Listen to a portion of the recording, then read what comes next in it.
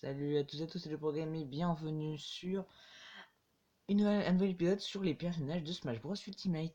Et oui, la dernière fois, avant, quand il y a eu le tout premier trailer de Smash Bros, on a fait une vidéo auquel on a pensé, enfin j'ai pensé aux personnages qu'on pourrait voir dans la vidéo, enfin dans Smash Bros Ultimate.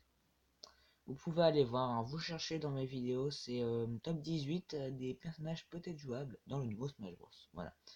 Cette vidéo, vous pouvez aller voir, j'ai déjà trouvé pas mal de personnages. Dans cette vidéo, on va trouver quelques autres personnages et j'ai même pensé à chercher des trophées d'aide intéressants et même peut-être voir même aussi des objets en fait. J'ai pensé à des objets, mais il y en a vraiment rare. C'est très très bas. Je pense même peut-être qu'il n'y en aura pas. Enfin bref, alors au niveau des personnages, il y en a qui sont vraiment peut-être probables, d'autres qui sont juste c'est juste pour le plaisir de moi-même. Voilà. Donc c'est parti, on commence avec les premiers personnages. Numéro 1, Shadow. Shadow fait partie du jeu Sonic, évidemment, mais pourquoi Shadow est déjà en personnage écho? Parce que tout simplement, dans tous les Nintendo Direct, Shadow n'a pas été annoncé en trophée d'aide. Parce que dans Smash Bros 3DS et Wii U, c'est un trophée d'aide qui permet de faire ralentir tous les ennemis. Sauf vous, parce que c'est vous qui avez eu le trophée d'aide, bien sûr. Et comme il n'a pas été annoncé, c'est certain qu'il va être un personnage jouable. Comme Marie. Comme Marie qu'on avait réagi dans le Nintendo Direct. On avait vu que... J'avais oublié que Marie était à la base un trophée d'aide. Mais il n'a pas été annoncé, donc au final, c'est un personnage. Déjà, Shadow est confirmé dans Smash. Deuxième personnage, Dixie Kong. Dixie Kong, personnage écho pour Diddy Kong. Exactement parce que tout le monde pense et vole Dixie Kong en personnage écho avec Diddy Kong. Et pour moi, je pense aussi d'être d'accord avec eux. Parce que pour commencer, elle pourrait avoir les mêmes attaques, sauf que dans les Donkey Kong, elle peut utiliser sa queue de cheval comme attaque. Donc déjà, c'est un bon point. On commence bien.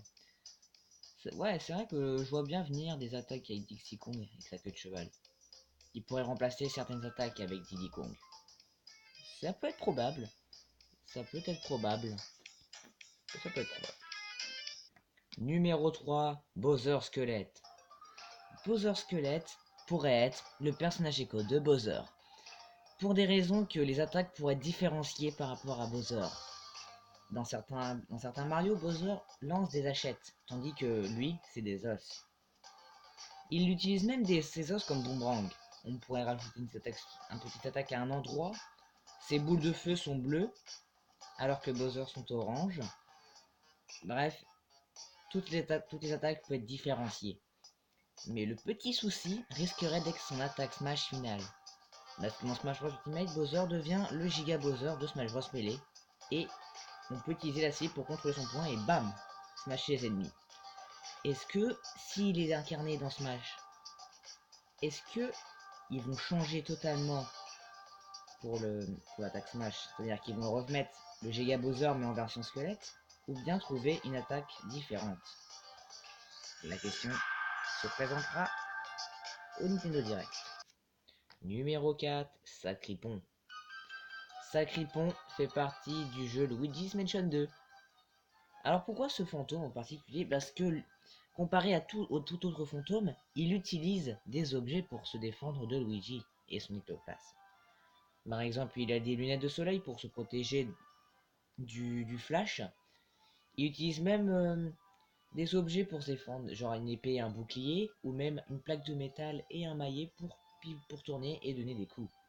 Il utilise même des pelles et des lances pour se pointer direct sur lui, pour foncer sur lui. Sacripon a beaucoup d'attaques en commun dans le Mansion 2.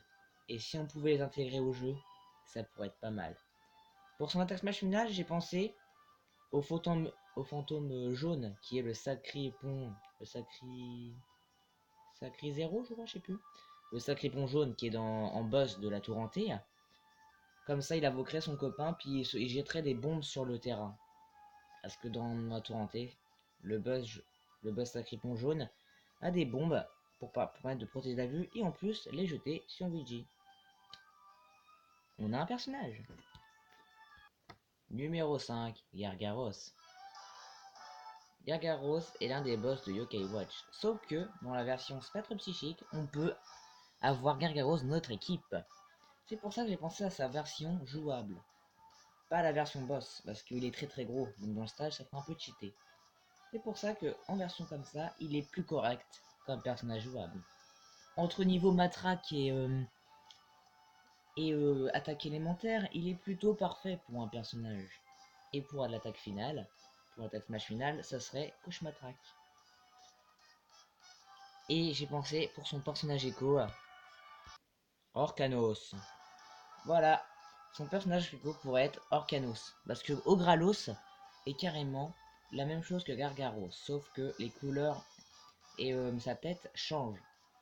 C'est pour ça que Orcanos pourrait être légèrement un personnage écho pour lui.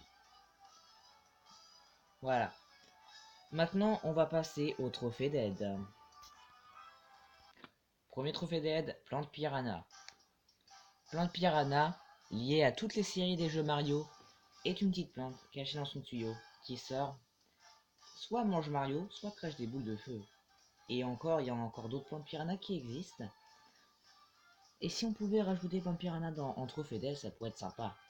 Elle sortirait de nulle part dans le sol pour essayer de gober et de manger un ennemi, puis ensuite le recracher en le jetant.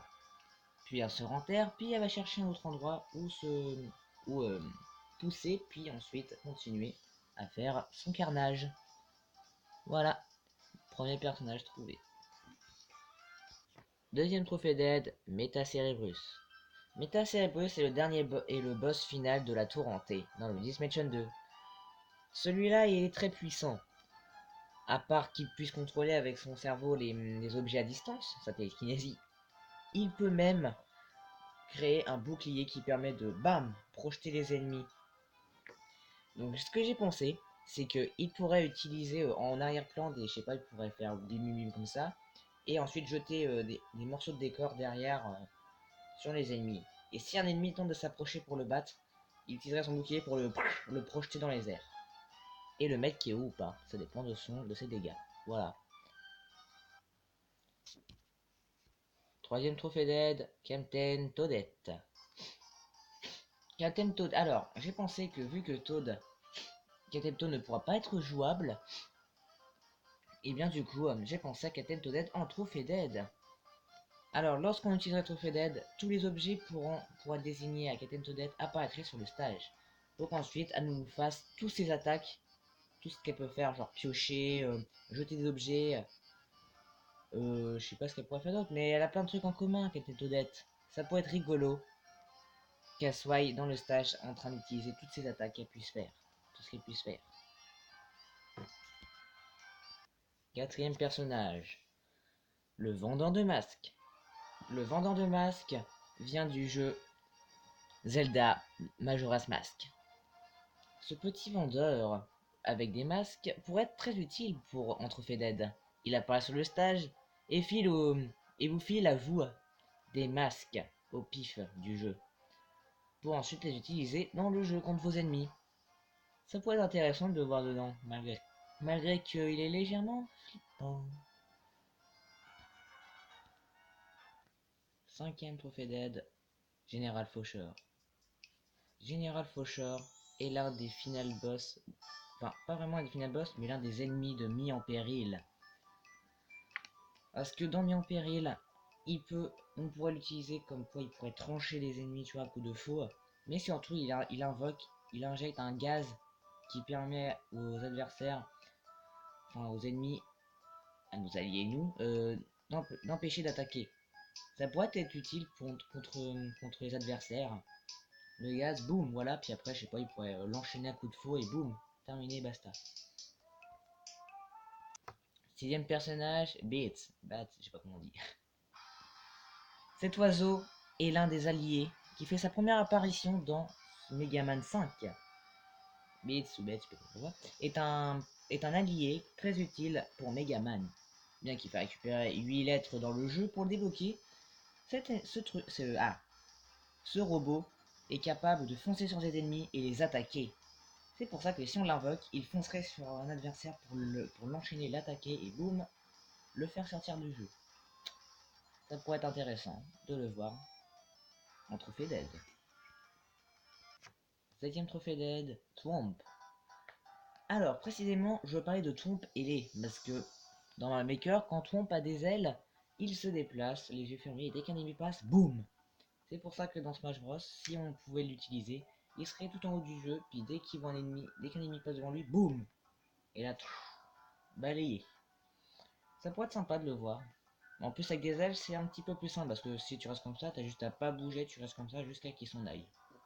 Donc honnêtement, c'est le meilleur moyen. Maintenant, on passe aux objets. Premier objet, Baba. Baba est un personnage, peut-être même un objet qui est dans Zelda Twilight Princess. On le rencontre dans le premier donjon qui est le temple Sylvestre. Ce personnage permet de vous téléporter à l'extérieur du donjon, du temple. Et vous pouvez aussi bien sûr revenir à l'intérieur du temple grâce à lui. Dans Smash Bros, ça pourrait être utile. Si jamais on est sur le point de mourir ou de tomber dans le vide, on pourrait utiliser Bium. Hop, on revient là où on était. On revient sur le plateau de jeu, bien sûr, enfin sur le stage. J'ai pensé à ça comme personnage, enfin comme objet. Pardon. Bon voilà les gens, c'est la fin de cette vidéo. J'ai plus d'idées, j'ai lâché toutes mes autres idées qu'on pourrait voir dans le jeu. Si ça vous a plu, n'hésitez pas à l'aimer comme d'habitude. N'oubliez pas de vous abonner pour être au courant des autres vidéos qui arrivent. Et nous on se retrouve à très vite dans une prochaine vidéo. Salut!